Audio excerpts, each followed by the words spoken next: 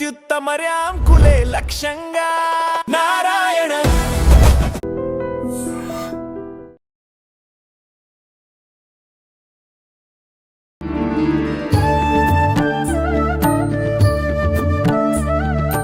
నమస్తే అమ్మా. నమస్తే అమ్మా. ప్రస్తుత రోజుల్లో చూసుకుంటే గనక ప్రతి ఒక్కరూ కూడా కాలంతో పాటు పరుగులెత్తట్లేదు, డబ్బు వెనకాల పరుగులెడుతున్నారు. అసలు నిజంగా ఇదంతా చూస్తుంటే ఒక మనిషిగా డబ్బు లేనిది బ్రతకలేడు, డబ్బు కోసం ఏమైనా చేసేస్తాడు, ఇంక ఇదే జీవితం అన్నట్లుగా కనిపిస్తోంది విధానం అంతా కూడా. నిజంగా అంటే ఆలోచించడం తప్పు కాదు, కానీ ఏం చేసినా మనం ఆ ధనం అనేది ధర్మంగా సంపాదించాలి, సంపాదించిన డబ్బును కూడా ధర్మంగా మనం ఖర్చు పెట్టాలి. ఇవన్నీ ధనం గురించి మాట్లాడుకున్నప్పుడు కూడా చాలా ఆధ్యాత్మికంగా మాట్లాడుకుంటున్నాం. మరి ఈ ధనం సంపాదించాలి అని అంటే మనం హార్డ్ వర్క్ చేస్తే సరిపోతుందా, లేదు అంటే అదృష్టం ఉంటే సరిపోతుందంటారా? ధనం మిదం మూలం జగత్. కలియుగం ధనంతోనే ముడిపడి ఉంటుంది. ధనం ఉన్న వాళ్ళకే విలువ, ధనం ఉన్న వాళ్ళకే గౌరవం. ఎంత ఆధ్యాత్మికంగా ఉన్నా కూడా వెనకాల ధనం ఉందా, ఆవిడ బెంజ్ కార్లు దిగిందా, ఆవిడ లక్షల్లో పట్టు చీరలు కట్టిందా, ఆధ్యాత్మికంగా ఉంటే అవన్నీ ఎవరు ధరించరు. అలా ఏముండదు. సామాన్యుడి మనిషిలాగా నడకతోనైనా వస్తారు. పూర్తి ఆధ్యాత్మికంలో ఉన్న వాళ్ళు ధనం వెనక మనం పరిగెత్తకూడదు ఎప్పుడూ కూడా. తృప్తికరమైన జీవితం లేకపోవడమే దరిద్రం.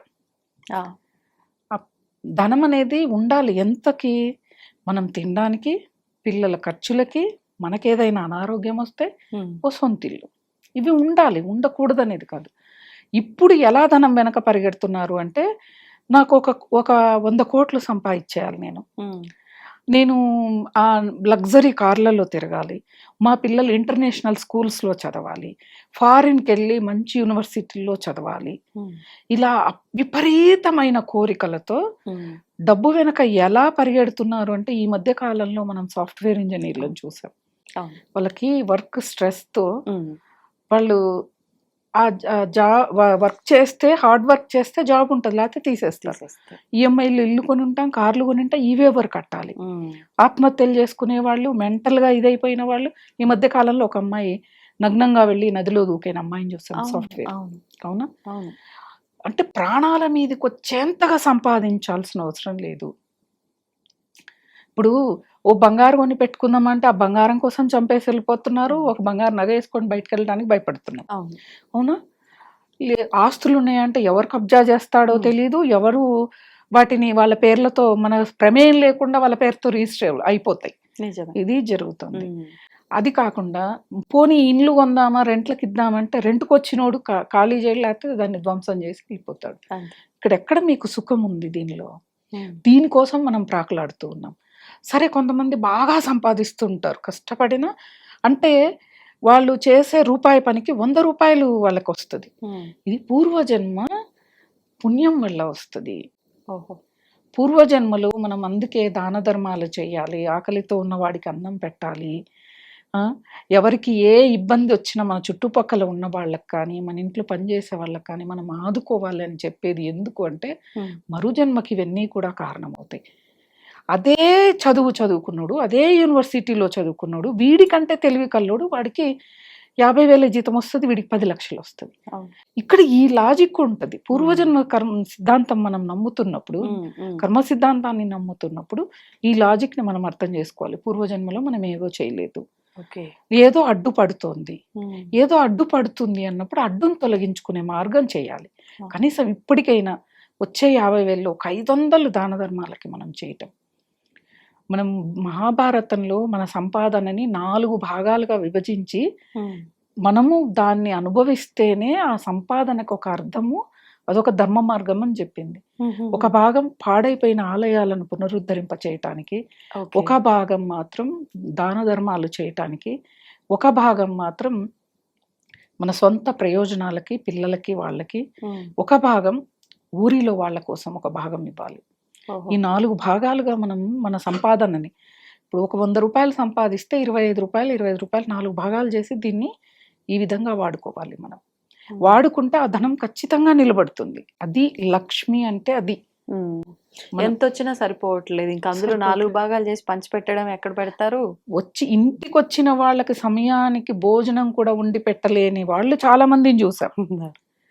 వాళ్ళకి ఎంత సంపాదన ఉంటే ఏం చేస్తారు అంతే. చెప్పండి. ఒకసారి ఒకరి ఇంట్లో దేనికో పిలిచారు, తాంబూలాలకు దేనికో పిలిస్తే వెళ్ళారు కొంతమంది తెలిసిన వాళ్ళే. వెళితే సరే వాళ్ళ ఇంట్లో ఏదో పూజ అవుతోంది, చేస్తున్నారు, దాదాపు 2 అవుతుంది, కనీసం వచ్చిన వాళ్ళకి మంచినీళ్ళు లేవు, లేకపోతే బీపీ షుగర్లు ఉంటారు, ఇబ్బంది పడతారు, కూల్ డ్రింక్ లాంటిదో జ్యూస్ లాంటిదో ఇవ్వలేదు. ఆ పూజ అది నిర్వహించిన వాళ్ళు 1000 కోట్ల ఆస్తిపరులు. ఏం చేయాలి నీకు 1000 కోట్ల ఆస్తులు?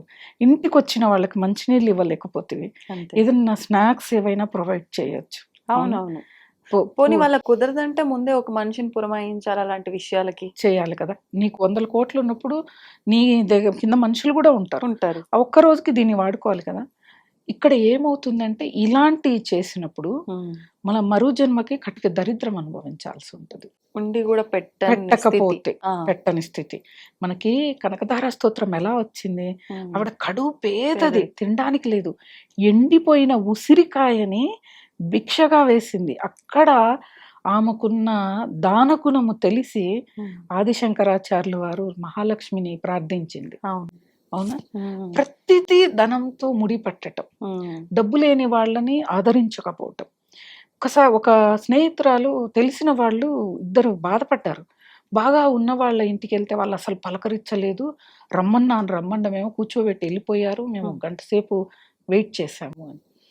సరే అయితే మీ స్నేహితులు బంధువర్గంలో లేనోళ్ళు ఉన్నారు కదా, వాళ్ళ ఇంటికి వెళ్ళండి అన్న.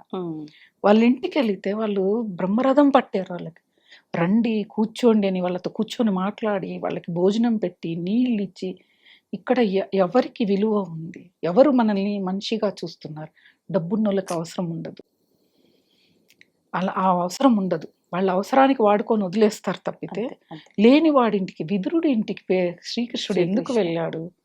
లేవన దుర్యోధనుడి ఇంట్లో రాజసింహాసనాలు ఉన్నాయి, పంచభక్ష పరమాన్నాలు ఉన్నాయి, వజ్ర వైడూర్యాలతో భవనాలు ఉన్నాయి, ఆసనాలు బంగారపు వెండి వాటితో తయారు చేసిన ఆసనాలు అవన్నీ వదిలి ఎందుకు వచ్చాడు? భగవంతుడే మనకు చెప్పాడు కదా. మనకి ఆయన నిరూపించి చూపించాడు. అలా డబ్బులు ఉంటే గౌరవం, హోదా అంటే డబ్బు అక్కడ డబ్బులు ఉన్న వాళ్ళ దగ్గరికి వెళ్తే మన డబ్బులు చూసి హోదా ఇస్తున్నా అంటే వెళ్ళకండి అని చెప్తాను నేను. అంతే. మనకి మనిషిగా విలువ ఇవ్వాలి. మనం కట్టుకున్న వస్త్రానికి, మన నగలకు విలువ ఇస్తున్నారంటే వాళ్ళని అక్కడే ఆపేయండి. తప్పు మంది అవుద్ది, నేనైతే తప్పు మంది. కాబట్టి డబ్బు వెనక పరిగెత్తొద్దు, కావాల్సినంత సంపాదించండి. మనం బతికి ఉంటే డబ్బుని ఊపిరి ఉంటే ఉప్పైన అమ్ముకొని బతకొచ్చు అంటది. అంతే. అవునా? నువ్వు పరిగెత్తి నువ్వు 18 గంటలు 20 గంటలు జాబ్ చేసి నిద్ర లేక అనారోగ్యం. ఒక సాఫ్ట్వేర్ ఇంజనీర్ ఒక వీడియో అప్లోడ్ చేసింది యుఎస్ నుంచి. నా ఎంత హార్డ్ వర్క్ ఉంది అంటే అంత హార్డ్ వర్క్, పాపకి బాగాలేదు హాస్పిటల్కి వెళ్ళి వస్తాను అని చెప్పి 3 రోజులు అమ్మాయిని చూసుకోవాలని లీవ్ తీసుకుంటే జాబ్ తీసేశారు అని. ఎందుకు అంత పరిగెత్తు ఉన్నారు? డబ్బు కొంతమందికి ఉంటది బానే, కానీ ఆడవాళ్ళు కూడా జాబ్ చేస్తారు. అది తప్పు. ఇంట్లో ఆర్థికంగా బాగాలేకపోతే మహిళలు వెళ్ళి జాబ్ చేయటం బానే ఉంటది. వీళ్ళు కూడా కష్టపడిపోయి ఇంటికి వచ్చి అసలు ఇంటి పనిని వదిలేసి అక్కడ గొడవలు అవుతున్నాయి భార్యాభర్తలకి. నువ్వు చేయి, నేను జాబ్ చేస్తున్నా, నీ అంతా నేను సంపాదిస్తున్నా అనే గొడవలు తయారవుతున్నాయి. ప్రతి ఏ గొడవ వచ్చినా డబ్బుతోనే వస్తుంది. చూడండి, డబ్బు దగ్గరే వస్తుంది. ఓ బంధం నిలబడాలి అన్నా, బంధం విడిపోవాలన్నా డబ్బే. ఓ బంధుత్వమే కాదు, స్నేహమే కాదు, ఏ బంధమైనా ఇప్పుడు డబ్బుతోనే ముడిపడింది. కాబట్టి ప్రతి ఒక్కళ్ళు కూడా ఉన్న వాళ్ళకే విలువలు కదా అని చెప్పి డబ్బు వెనుక పరిగెడుతూ ఉన్నారు. మరి సరే, భారతదేశం సనాతన సాంప్రదాయం, ఏదో పూజ చేశారో పుణ్యమో. మరి విదేశాల్లో ఉన్న కోటీశ్వర్లు, బిలీనియర్లు, ప్రపంచ కోటీశ్వర్లు ఉన్నారు, వాళ్ళంతా ఏం చేశారు? అది పూర్వజన్మ యొక్క పుణ్యం. అంతే. పూర్వజన్మలో ఆయన చేసిన ఉండొచ్చు. ఇప్పుడు సరే, పూర్వజన్మలో నేను చేసింది ఉంది అని చెప్పి నేనేం పని చేయకుండా కూర్చుంటే నేను కోటీశ్వరాలను అవుతానా అనే వాళ్ళు. అది నీకెలా తెలుస్తుంది? పూర్వజన్మ పుణ్యం ఉందనేది నీకు తెలియదు.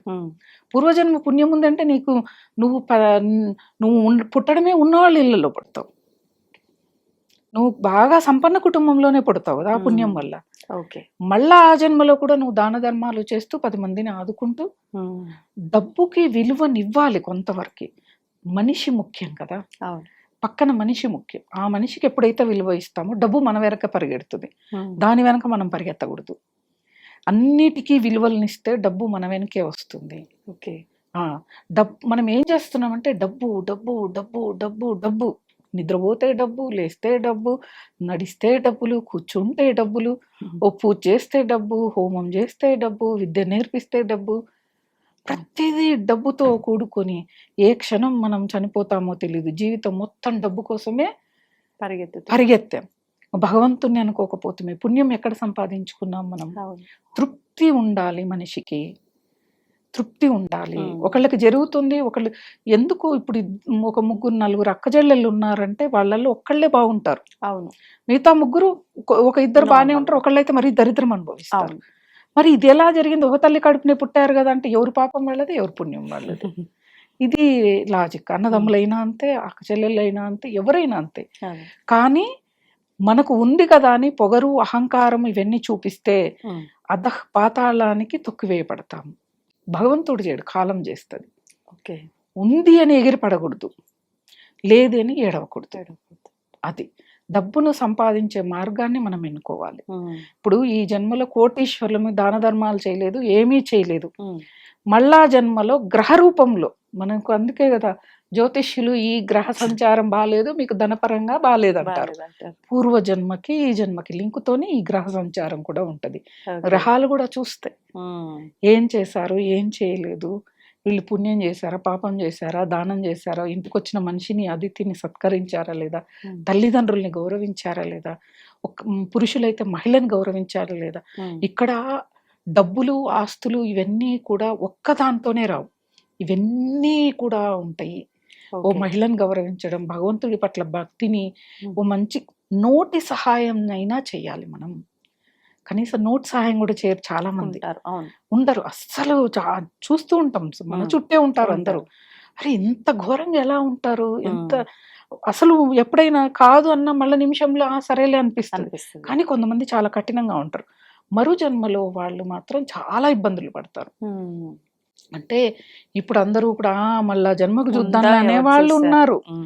ఇప్పుడు చేస్తే అప్పుడు వస్తుంది అంటే మళ్ళా జన్మలో చూసుకుందాంలే, ఇప్పుడు మనం చేసేది చేద్దాం అనే వాళ్ళని చాలా మందిని చూశాను. కానీ ఆ జన్మలో కటిక దరిద్రులే, ఏ భిక్షగాళ్ళనో ఏ పేదోడి ఇంట్లోనో పుట్టి తిండికి లేక, చదువుకోవడానికి లేక, బయటికి వెళ్ళడానికి లేక, లేకపోతే ఏ రోగమైనా ఉండొచ్చు. కాలో చెయ్యో లేకుండానో గుడ్డివాడిగా పుట్టొచ్చు, మూగవాడిగా పుట్టొచ్చు, చౌటివాడిగా పుట్టొచ్చు. ఎన్ని రకాలుగా కర్మ మనల్ని హింసిస్తుందో మనకు తెలియదు. కాబట్టి డబ్బు వెనక మనం పరిగెత్తకూడదు. డబ్బుకిచ్చే విలువనివ్వాలి, ఇవ్వద్దు అనట్లేదు. ఎంత ఇప్పుడు ఏదైనా డాక్టర్ దగ్గరికి వెళ్తే దగ్గుందని సిరప్ మోతాదు చెప్తాడు. 5 ml 10 ml ఇంత వేసుకోండి, ఎక్కువ వేసుకోండి. ఇప్పుడు చంటి బిడ్డలు ఉన్నారు, వాళ్ళకి 5 ml ఇంకా తక్కువ వేయండి అంటారు. ఎందుకంటే ఆ బిడ్డకి ఉన్న బాడీ స్వీకరించలేదు ఎక్కువ, అది రియాక్షన్ అయిందంటే ప్రాణహాని వస్తుంది.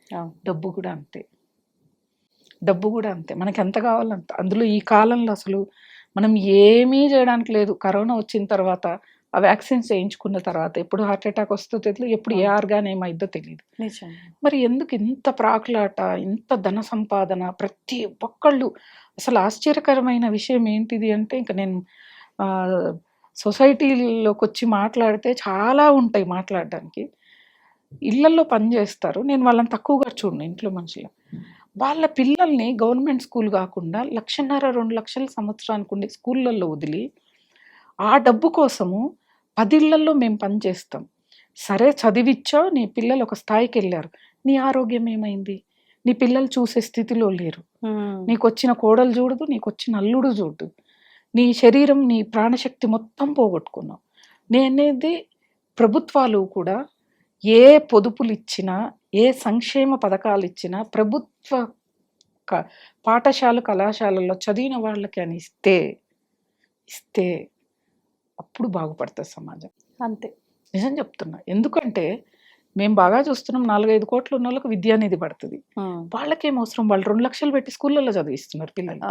వాళ్ళకి అమ్మ ఒడి ఇవన్నీ కూడా అవసరం లేదు. ఎందుకంటే ఇది నా టాపిక్ కాదు, కాకపోతే సమాజాన్ని చూస్తూ కూడా ఊరుకుండలేకపోవటం.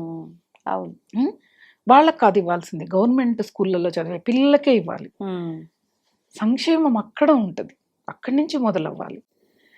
అది కానీ అంటే టాపిక్ ఏ దానికి వెళ్తుంది, కాకపోతే డబ్బు వెనక పరిగెత్తొద్దు, ఉన్న దాంట్లో తృప్తిగా జీవించి ఔషధంలాగా ఎంత అవసరమో మనకి డబ్బు అంతే అవసరం అనుకోవాలి. ఎందుకంటే రాబోయే కాలంలో పగలు కూడా చంపేసి తీసుకొని వెళ్ళిపోయే రోజులు, ఇళ్లలోకి వచ్చి చంపేసి దోచుకొని పోయే ఇప్పటికే రోజులు చూసాం చాలా. చూస్తూ ఉన్నాం.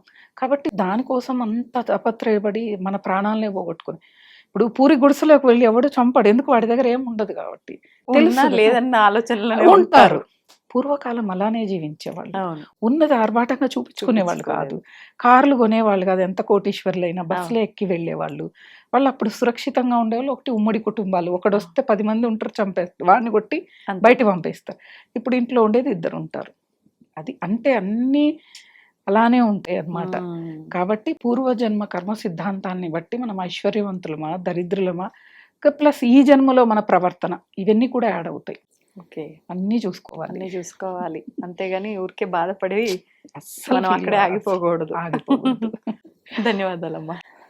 And for more videos, Please subscribe to iDream. Please subscribe to iDream. Please subscribe iDream. And please subscribe to iDream. For more videos, subscribe to iDream. please like, share and subscribe to the channel. Congratulations, iDream. subscribe to iDream. Subscribe to iDream. So subscribe to iDream Media. iDream ki iDream team andarki huge congratulations. Please subscribe iDream Media. Please subscribe to iDream. Subscribe iDream. Please subscribe to iDream. iDream అంటే నా కళల channel subscribe చేసుకున్న నోరు తిరుగుతలేదు, మీరైతే గంట గుర్తు కొట్టండి. For more such videos, please subscribe to iDream. Subscribe to iDream. Please subscribe to iDream. Please subscribe iDream Media. Please do subscribe to iDream. Please subscribe to iDream Media. For best entertainment and information, please subscribe iDream. And don't forget to subscribe to iDream.